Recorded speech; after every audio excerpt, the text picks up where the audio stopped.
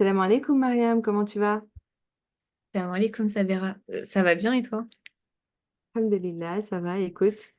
Écoute Mariam, aujourd'hui tu es là avec nous parce que tu as rejoint le coaching il y a quelques mois déjà. Donc aujourd'hui on est à peu près à un mois après la fin de ton coaching. Du coup ça fait 4-5 mois que tu as rejoint le coaching. Mhm. C'est bien ça, tu confirmes? Oui, c'est ça, exactement. Ok. Et est-ce que tu peux nous rappeler déjà pourquoi est-ce que tu as réservé un appel diagnostic au tout début, si tu te souviens? Oui. Alors moi, au tout début, j'étais venue parce que moi, je suis à mon compte, donc je suis auto-entrepreneur. Mhm. Et en fait, suite à une grosse épreuve dans ma vie, Mhm. je savais plus trop pourquoi je faisais ce que je faisais dans mon activité. Ok. Et en fait, moi, à la base, j'ai rejoint le coaching parce que je voulais principalement avoir des conseils pour développer mon business. Donc, j'étais Mhm. très focus business. Et moi, à la base, j'étais venue pour ça, en fait, surtout pour Mhm. un coaching lié à mon entreprise. Mhm. Ok. Donc à la base, Ouais. c'était ça. Mm. Et donc il y avait aussi d'autres challenges personnels, on va dire, que tu avais vécu par rapport à ça. Et je me souviens que tu m'avais dit à un moment, lorsque tu avais complété le document, tu me disais, euh, mon business est le reflet de moi-même. C'est ce que tu Ouais, avais dit à peu près. Qu'est-ce que tu entendais par là? c'est ça. Et ben, en fait, je voyais mon business comme une continuité de moi-même. Mhm. Parce que c'était un accomplissement personnel. Et du coup, en fait, quand je suis arrivée, je savais que moi, ça allait plus ou moins. Et on va Mhm. dire que j'essayais un peu de me réfugier dans mon business pour aller mieux. Mhm. Mhm. Euh, et en fait, je me suis rendu compte, mais ça, c'était après, du coup, avec le coaching que je m'en suis rendu compte, Mhm. que justement, c'était le flou dans mon business parce que c'était le flou en moi-même, en fait. Mhm. Euh, Donc voilà, je sais pas si ça répond à ta question. Yes, yes. J'aimerais développer un tout petit peu plus pour te demander, euh, justement, lorsque tu as réservé cet appel diagnostic, quel était le plus gros blocage que tu rencontrais, et qu'est-ce que tu ressentais face à ce blocage-là? Le plus gros blocage, c'était que je n'incarnais pas mes valeurs. Hmm. Mes valeurs Ok. profondes, j'avais du mal à les incarner jusqu'au bout. Mhm. Et je faisais beaucoup. En fait, c'est paradoxal parce que je voyais mon business comme une continuité de moi-même, mais d'un Mhm. côté, j'avais du mal à incarner mes valeurs dans mon business. C'est comme si en fait je me distançais aussi de mon business. Mhm. Euh, et du coup, c'est pour ça que je dis que c'était un peu paradoxal. Mais ouais, je pense que mon plus gros obstacle quand je suis arrivée, c'était vraiment que j'avais du mal déjà à déterminer mes valeurs à moi et du Mhm. coup à les incarner au quotidien, que ce soit dans le domaine pro ou dans le domaine perso. Hmm. Oui, c'est intéressant ce que tu dis là parce que, en fait, pour résumer un tout petit peu, c'est comme si tu me disais que la transformation, elle commençait d'abord à l'intérieur de soi-même avant que cela s'exprime à l'extérieur de soi. Donc, que ce soit à travers le Exactement. business ou tout ce qu'on touche finalement en tant qu'être humain, dans nos Exactement. relations, etc. Mm. Mm. Ok. Et est-ce que tu as déjà essayé des solutions auparavant pour résoudre justement ce type de problème et tout, par rapport à ce Euh, que tu rencontrais comme problème? mm. Alors, moi, en fait, juste avant toi, j'avais déjà suivi un coaching Mhm. qui, machallah, m'avait énormément aidé. Mhm. Et du coup, j'avais déjà entamé, en fait, ce travail sur moi-même. Mhm. Et justement, en fait, quand j'ai fini ce coaching-là, je voulais me refocuser sur mon business. Ok. Sauf qu'il restait encore des résidus en Mhm. moi que je Mhm. devais travailler pour justement euh, pouvoir, pouvoir être épanouie aussi dans mon business. Et ça, j'en avais pas encore conscience. Mhm. En fait, je pensais que le travail était fini, mais je me suis rendu compte que non, qu'il restait encore des choses. Et Mhm. donc voilà, donc j'ai fait un coaching avant. Après, bien avant, des années avant, je me renseignais beaucoup sur tout ce qui était développement personnel. Mhm. Euh, et c'est vrai que au fur et à mesure voilà, des années, de mon cheminement aussi, je me suis rendu compte que en tant que musulmane, c'était pas forcément ce qui me correspondait au mieux. En tout cas, je me retrouvais Mhm. pas dans tout. Mhm. Mhm. Euh, et il y avait cet aspect religion qui manquait justement dans ce truc de développement personnel. Mhm. Et donc, du coup, je pense que ton coaching, en fait, est vraiment venu. En fait, c'était la suite logique, tout simplement. Mhm. Mm. Alhamdulillah. Hmm. Parce que c'est vrai que quand je t'ai eu en appel, en fait, tu avais beaucoup insisté sur le fait que tu ne voulais pas un coaching de dev perso. Et en quoi est-ce que c'était différent des coachings classiques de dev perso ou de ce qui se racontait au niveau des livres, etc. Et, euh, et du coup, tu vois, tout à l'heure, tu disais par exemple que tu pensais que le travail était fini par rapport au coaching précédent et tu t'es rendu compte que finalement, il y avait quelque chose d'inachevé.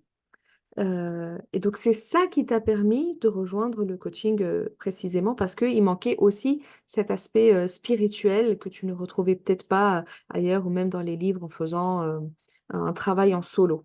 Et, euh, et le fait de se rendre compte que le travail était inachevé, donc il manquait encore peut-être quelques pièces du puzzle, qu'est-ce que tu ressentais face à ça? Pourquoi est-ce que tu te disais qu'il fallait que tu fasses ce travail-là et que c'était maintenant qu'il fallait le faire et que c'était maintenant qu'il fallait aussi rejoindre le coaching.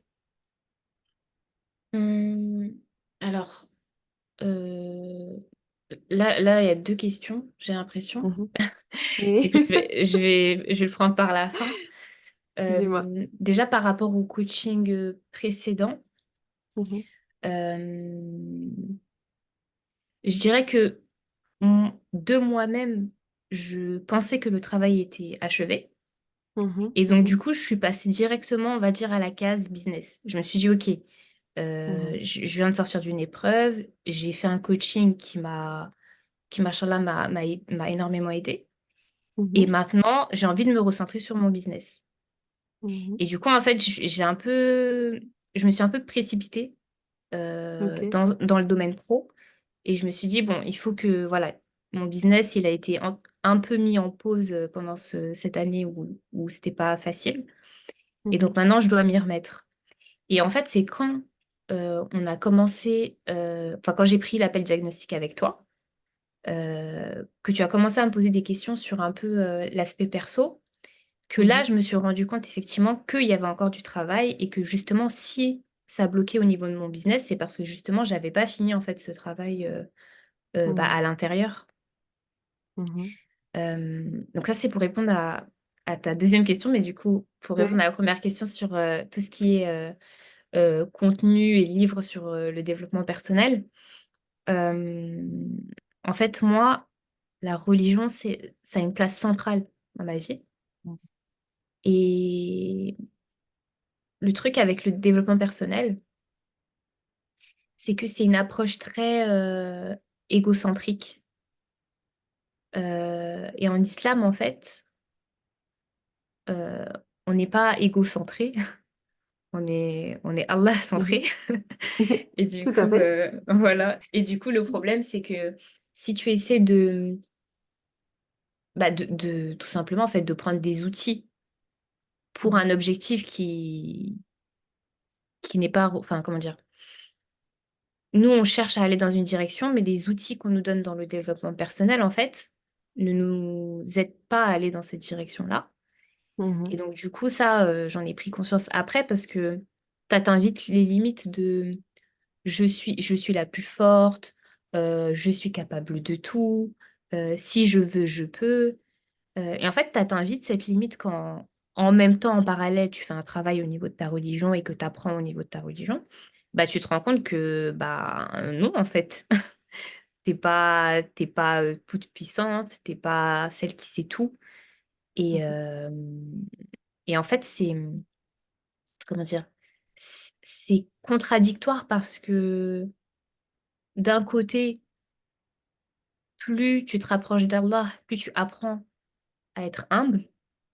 Et mais en Mhm. parallèle, avec tout ce qui est développement personnel, en fait, tu nourris en fait ton ego. Et donc, ça va pas ensemble, en fait. C'est complètement opposé. Mhm. Mhm. Mhm. Ouais, ouais, c'est que j'aurais pas pu dire mieux, c'est clair. Je te rejoins complètement, tu vois, et le contraire justement de cet aspect d'avoir une vie en fait, disons tournée et centrée autour de Allah, c'est une vie théocentrée. Et, euh, Mm. et c'est super intéressant ce que tu dis parce qu'effectivement, on veut se rapprocher d'Allah, mais on ne se rend pas compte que parfois, les outils qu'on utilise nous rapprochent plus de notre nafs que de Allah lui-même, tu vois. Et Exactement. donc, c'est comme ça qu'on se perd un tout petit peu en tant que musulman, alors que finalement, euh, on cherche peut-être des réponses à l'extérieur de ce qu'on a déjà à l'intérieur de la religion, mais c'est juste que par moment, on ne sait pas exploiter pleinement cette religion, parce que l'islam est quand même assez large, hein. Tu vois, on ne peut pas tout connaître dans Mm. une vie, c'est pour ça qu'on se base un peu aussi sur les dires des savants, etc. Mais c'est très très intéressant ce que tu dis, parce que il y a cette recherche de spiritualité et cette recherche de réponse et de connexion à Allah, etc. Mais le petit musulman en chemin, parfois, voilà, il a envie d'aller vers une direction, mais par moment, il y a plein de trucs il y a plein de paillettes, tu vois, autour, qui Mm. font qu'il est attiré par-ci, attiré par-là, etc. Et donc, il dévie un tout petit peu. Mais, alhamdoulilah, Allah le guide toujours. Et si il sait en saisir l'opportunité, eh bien, Mm. il revient sur le chemin pour aller droit au but, du coup. Exactement. Donc, très intéressant, en tout cas, merci pour ce partage, parce que je pense que c'était intéressant et surtout très important de le noter. Et justement, Mariam, j'avais une question aussi. En quoi le coaching a influencé euh, ta perspective sur la vie et tes priorités? Est-ce que tu as un exemple, par exemple, à me donner là où le coaching t'a servi? Oui.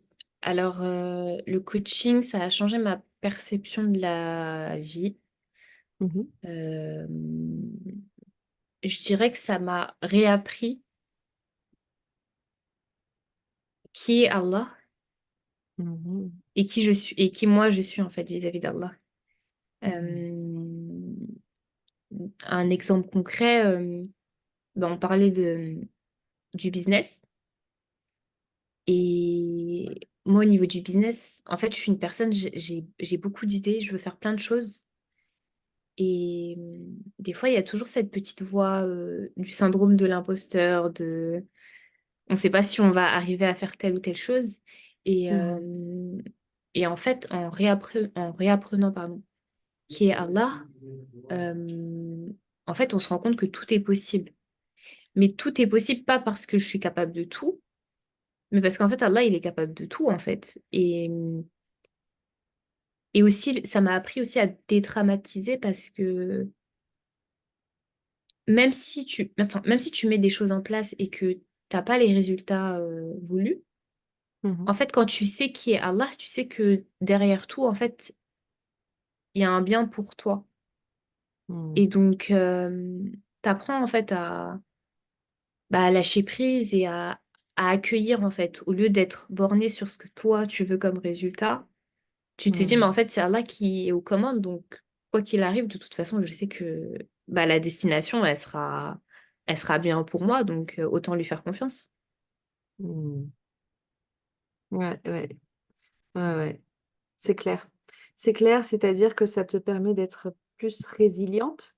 Parce qu'au final, tu vois, les concepts principaux comme ça, on les connaît tous en tant que musulmans, mais c'est juste Ouais. qu'on a du mal à les appliquer dans notre vie. On a du mal à accepter certaines épreuves, on a du mal parfois, il y a des personnes qui sont en colère contre Allah, tu vois, mais tout simplement parce que elles ne comprennent pas le système, tu vois. Mais une fois que tu comprends le système de Allah, le pourquoi du comment, que tu apprends à le connaître, et donc forcément, tu arrives à te placer toi aussi dans ce système, tu vois. Eh bien, quelque part, ça te permet, ça te donne une armure nécessaire, l'armure qu'il te faut, en fait, pour braver ces épreuves et aller de l'avant et continuer à aller de l'avant au lieu de tomber, par exemple, pendant très très longtemps.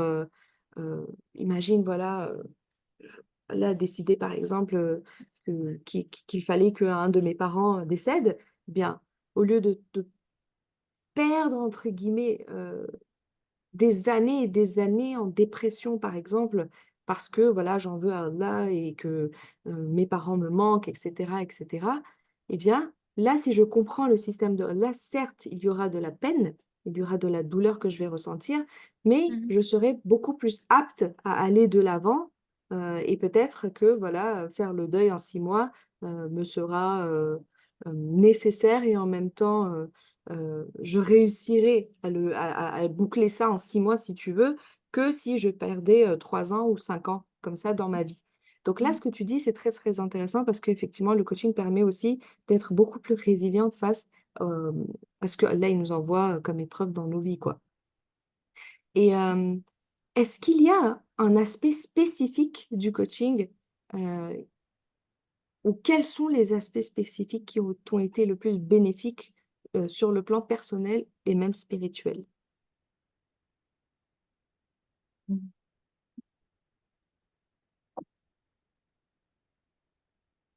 Alors, je suis pas sûre d'avoir compris la question. Pas de souci. Ok. En gros, euh, quels aspects spécifiques du coaching ont Mhm. été plus bénéfiques pour toi, que ce soit sur le plan personnel ou spirituel? C'est-à-dire que, voilà, dans ces 3 mois, 3 mois, 3 mois et demi de coaching, ok, Mhm.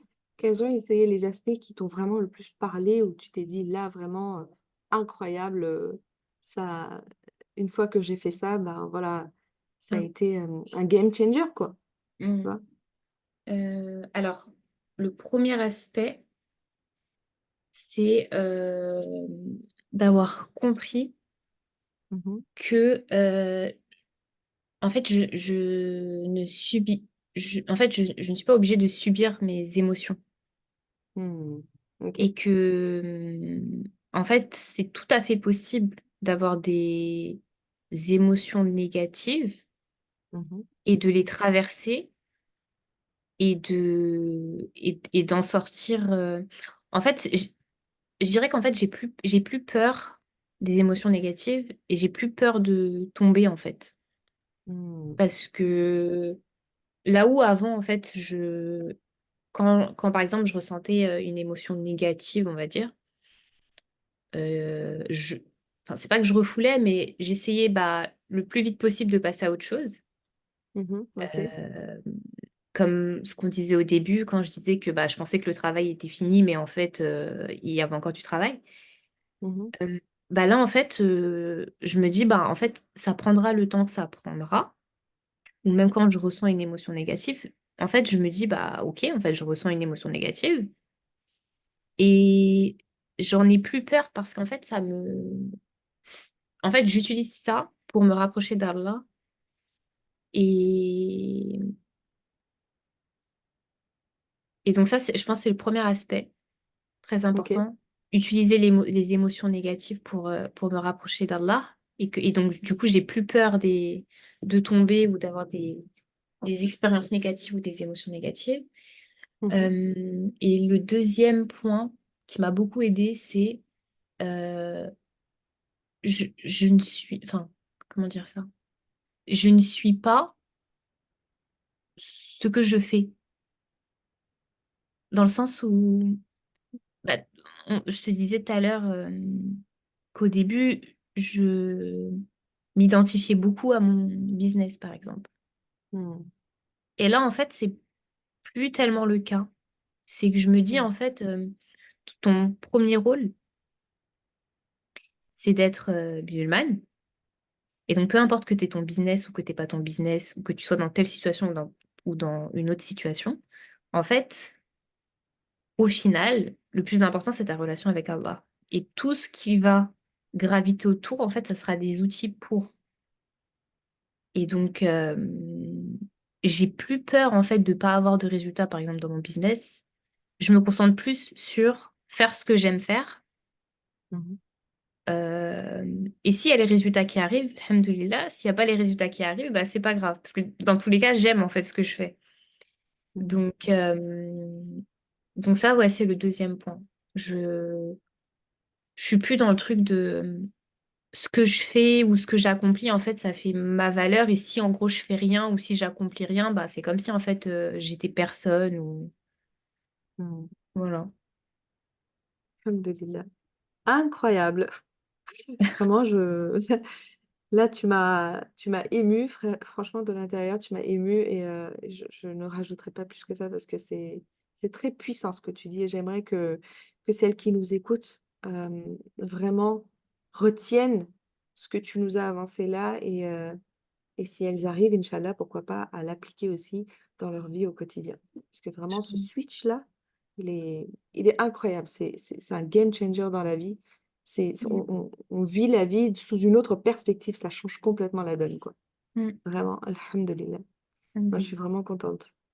Et comment est-ce que le coaching a affecté ta relation avec toi-même et avec les autres aussi, du coup? Alors, avec moi-même, et ben, en fait, ça peut paraître bizarre à dire, mais Mhm, souvent, quand on intègre un coaching, on le fait beaucoup dans l'optique de je vais avoir plus confiance en moi.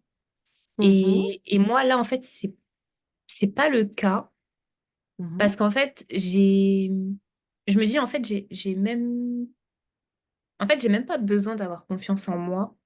Tu vois, je me dis en fait j'ai Allah et à partir du moment où j'ai confiance en Allah, c'est le plus important. Parce que moi, je suis capable de Exact. rien, Mhm, j'ai de pouvoir sur rien.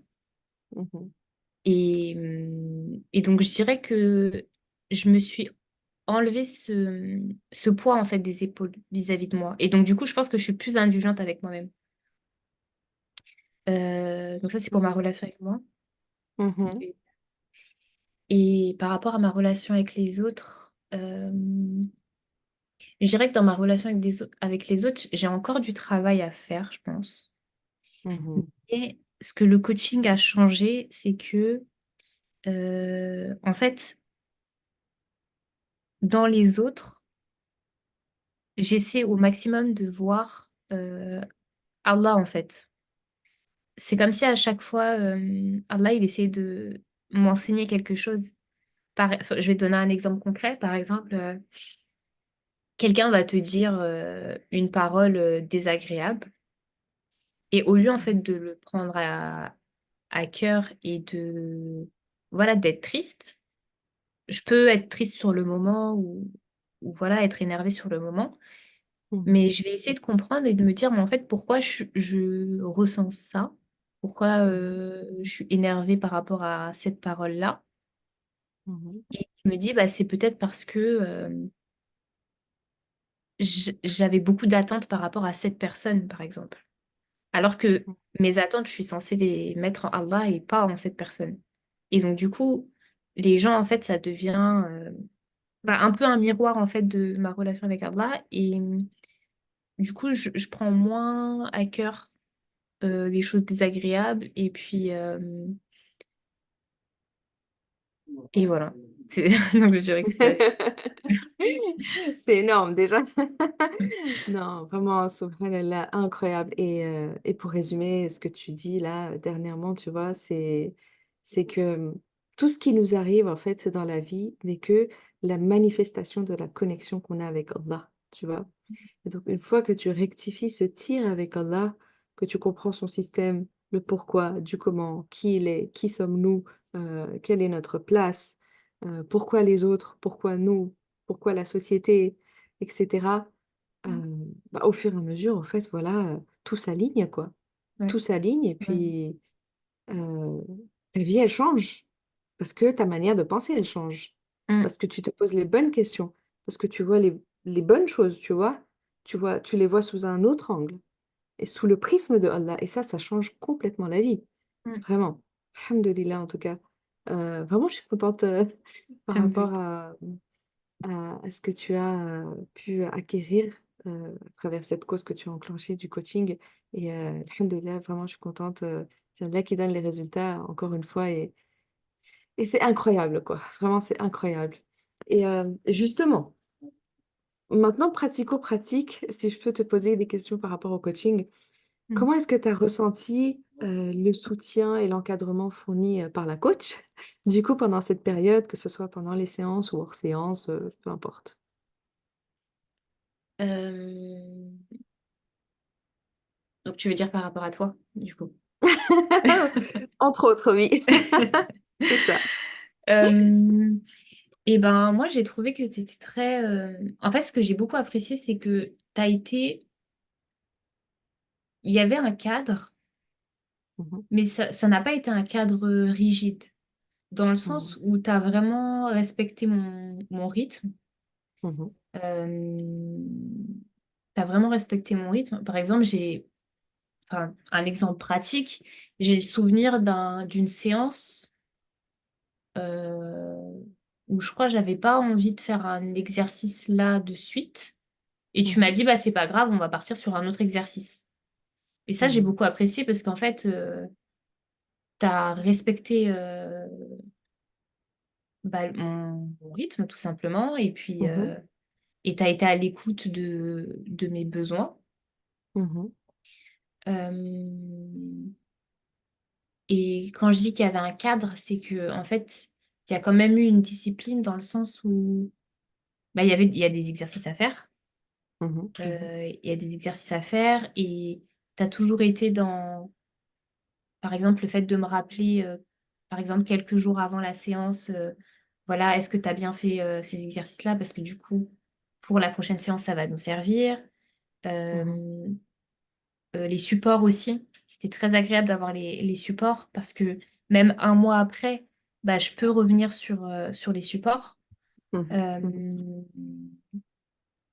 et les vidéos, je sais pas si je peux en parler, mais Oui, oui, oui. ouais, les supports vidéo aussi, c'est agréable d'avoir les supports vidéo parce que, en fait, quand tu es dans le coaching, ça fait beaucoup d'informations d'un coup. Mhm, c'est vrai.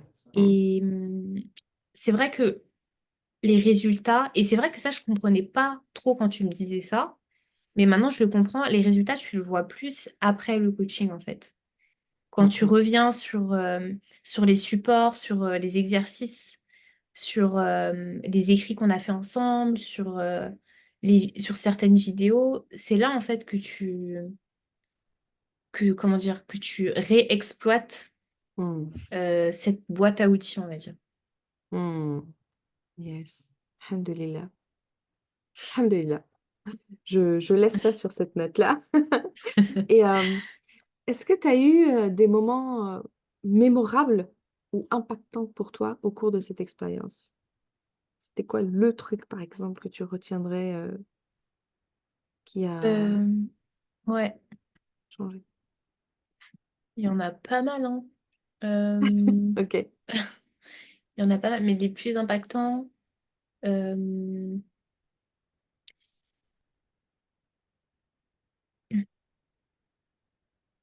je réfléchis.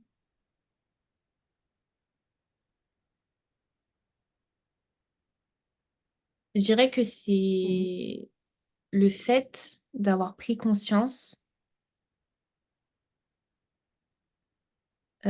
de la responsabilité que j'avais en fait. Et mhm, ça, c'est pas toujours agréable parce que bah des fois en fait tu es dans des situations où tu te dis mais en fait c'est moi en fait qui entretiens ça. Et mhm, mhm, enfin, c'est pas agréable, mais en même temps ça fait plus de sens en fait parce que tu te dis en fait c'est bah, entre guillemets c'est ma vie. Et en fait, comme tu disais tout à l'heure, en fait, ta vie, c'est pas que ta vie, elle change, c'est qu'en fait, vu que ta perception des choses change, en mhm, fait, tout ce que tu vois, en fait, ça change. Toutes les expériences que tu vis changent. Et du coup, c'est c'est puissant, en fait, de te dire qu'en fait, tu as ta responsabilité, mais que t'es pas mhm, seul, parce que tu as Allah, en fait. Et, mhm. Alhamdulillah. et je dirais que c'est ça, moi, que je retiens le plus. C'est le fait ouais, de me rendre compte que j'ai ma part de responsabilité. Mhm. Alhamdulillah. Ok. Et Mariam, Mm. euh, comment tu te sens aujourd'hui? Je me sens plus apaisée, Mhm, je me sens curieuse parce que j'ai l'impression que je redécouvre la religion. Avant, mhm, j'étais beaucoup dans le faire mhm, et là, j'essaie de plus être comment dire, dans l'être, je dirais peut-être, dans le mhm. fait de faire les choses avec conscience. Yes. Euh, et donc, du coup, ouais, je me dirais plus apaisée et curieuse parce que du coup, je redécouvre beaucoup de choses Mhm, dans la religion. Enfin, des exemples tout bêtes, mais il y a des livres, par exemple, que j'avais achetés il y a des années, mhm. qui, quand je les ai lus, mais alors, qui ne me parlaient pas du tout. Ouais. Et ils sont restés dans un coin de ma bibliothèque et je les ai repris il y a quelques temps et je les ai Mhm. relus. Et, c- Ouais. et pourtant, c'est des livres sur les bases de la religion, hein. Mhm, Et mhm. quand je les ai relus, je me suis dit, mais oui, en fait, c'est ça. Ouais. Et, et comme tu dis, en fait, quand ta perception des choses elle change, en fait, tu redécouvres tout. Ouais, ouais. Mm. Ouais, c'est ça qui est fou parce que, en fait, finalement, avant, tu étais dans le faire et d'ailleurs, pendant l'appel diagnostic, ou même le document qu'il y avait à compléter avant de rentrer dans le coaching, tu me disais que parfois, il y a des pratiques qui manquaient de sens, tu vois. Mais Mm. aujourd'hui, tu es toujours dans le faire, mais dans le faire qui impacte l'être finalement, Oui. tu vois. Mm. Et, euh, et c'est ça que le faire est censé faire aussi, tu vois, c'est impacter notre être, tu vois. Mm. La prière, par exemple, prier, c'est censé nous transformer de l'intérieur, tu vois, Oui. nous faire Oui. évoluer dans notre être. Donc, très bien. Écoute, la question, voilà, tout simplement, que je voulais, avec laquelle je voulais terminer, c'est qu'est-ce que tu as comme conseil à donner aux personnes qui hésitent ou qui ont peur de se lancer dans le coaching, justement, qui hésitent à rejoindre le coaching? Mm.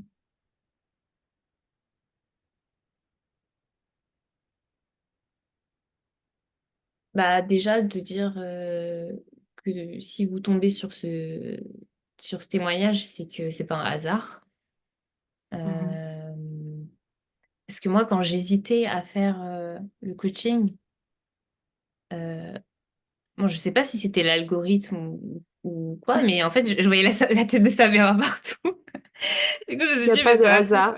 Il n'y a Ouais, pas de il n'y a hasard. pas de hasard. Ouais. Et du coup, ouais, si vous voyez ce témoignage, c'est que c'est pas un hasard. Mais du coup, enfin, parce que je disais l'algorithme, mais en vrai, si même vous êtes abonné Mhm, euh, à la chaîne de Sabera, c'est que c'est pas un hasard aussi. Euh, et de ne pas, comment dire, en fait, ça serait bateau de dire de ne pas hésiter mhm, parce que c'est quand même un investissement. mhm, C'est mhm, un bien sûr. investissement et le fait, en fait, le fait d'investir sur soi, c'est c'est le meilleur investissement en fait que vous pouvez faire. Et surtout aujourd'hui, c'est pas du luxe en fait de d'investir sur soi parce que en fait quand on se perd Mhm, soi-même, mhm, les les conséquences en fait elles coûtent cher sur le long terme. mhm.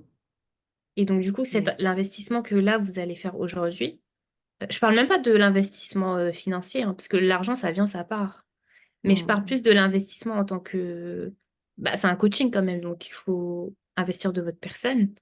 mhm, Mais le travail que vous allez faire aujourd'hui, bah, c'est un investissement sur des années, et sur tous les pans de votre vie, en fait. Parce que des fois, on va être focus, bah, comme moi, j'étais focus sur le business. Il y a un problème côté business. Donc, je vais mettre en place des stratégies, je vais investir, je vais... Mais en fait, si le problème, il est à l'intérieur, vous aurez beau Mhm. investir des milliers dans des formations, dans des trucs comme ça, en fait, ça bougera pas. Parce que le fait de... Enfin, le travail sur soi-même, ça, en vrai, ça a pas de prix, en fait. Mhm. Et votre business, il peut s'arrêter. Il peut s'arrêter, il peut reprendre, il peut... Mais vous, en fait, vous, c'est vous, en fait. Ça, quand je dis que ça n'a pas de prix, c'est dans le sens où c'est vous, c'est votre âme. Mhm. C'est pas qu'une question de... Comment dire? C'est pas qu'une question, en fait, de, de dounia, en fait. D'investir Yes. ici-bas. Votre âme, en Mhm. fait, on parle pas de votre corps, d'une maladie. C'est quelque chose qu'en fait, vous allez garder même après votre mort. Mhm. Donc, il n'y a pas meilleur investissement que d'investir bah, sur soi, en fait. Mhm. Mhm. Clairement. Vraiment, subhanallah, ce que tu dis est tellement, tellement vrai, tellement véridique, tu vois, mais c'est un peu exactement ce que Allah il nous dit dans le Coran, c'est que lorsque l'être humain arrive sur Terre, ben attention, il y a plein de paillettes dans cette dunya. Ça ne veut pas dire qu'il faut pas faire de business ou quoi que ce soit, hein, ou qu'il faut tout arrêter, au Mhm. contraire. Bien sûr. Ça veut juste dire qu'il faut manager les choses avec le bon état d'être. Tu vois, si je puis dire, le bon état d'esprit, le bon état d'être. Et finalement, toutes ces choses-là, comme tu disais tout à l'heure, tu vois, ce sont des outils qui doivent te permettre de d'investir dans ton capital akhira, en fait, finalement. Pas dans ton capital Mhm. dunya, parce que finalement, ton corps n'est pas éternel, pardon. Mhm. Voilà, tout ce que tu vas entreprendre ici n'est pas éternel, mais ce serait dommage d'en tirer que des bénéfices ici et pas euh, sur le long Long terme. terme, du coup. Tu vois, Mhm. sur le long Mhm. terme, comme Allah il nous dit, en plus, Allah il nous dit, voilà, les croyants qui auront fait du bien iront au paradis pour toujours. Tu vois, c'est Mhm. marqué même dans le Coran, c'est marqué pour toujours. Donc, quelque part, il y a cet aspect éternel aussi, tu vois, derrière. En tout cas, c'est lui Ouais. qui le décide, tu vois. Mhm. Donc, alhamdulillah, en tout cas, merci beaucoup, Mariam, vraiment, pour ce témoignage très touchant. Moi, j'ai beaucoup apprécié la manière dont tu as switché, tu vois, dans ta tête, comment est-ce que ça a changé ta vie, comment est-ce que ça a transformé ta relation de toi à toi, ta relation avec Allah, ta relation avec les autres. Les Mhm. challenges, on en aura tous, toute la vie, mais c'est Ouais. juste la manière dont on les prend qui va changer. Et nous, ce qu'on veut, c'est que justement, à travers ce coaching, euh, qu'on puisse adopter cet état d'esprit et regarder les choses sous un œil spirituel, sous l'angle de Allah, mais de façon régulière. Tu vois, de Mhm. façon régulière, de façon constante, et pas juste un one-shot aujourd'hui, coup de chance, j'ai réussi, et puis demain, ça y est, je retombe, tu vois, dans mes travers, etc. Ouais. Donc, en tout cas, Alhamdulillah, merci infiniment, Mariam. Et Merci à est-ce que toi. tu as encore autre chose à rajouter avant qu'on se quitte ou c'est bon? Bah, merci à toi, Sabera. Et pour ceux qui Alhamdulillah. regardent, n'attendez pas et au moins réservez votre appel diagnostic. C'est gratuit, donc Ah ouais, vous n'aurez Inch'Allah. rien à perdre. Inch'Allah, Alhamdulillah en tout cas. Merci infiniment, Mariam, et je te dis à très très vite alors. Et à très vite. Salam alaikum. Alaykoum salam.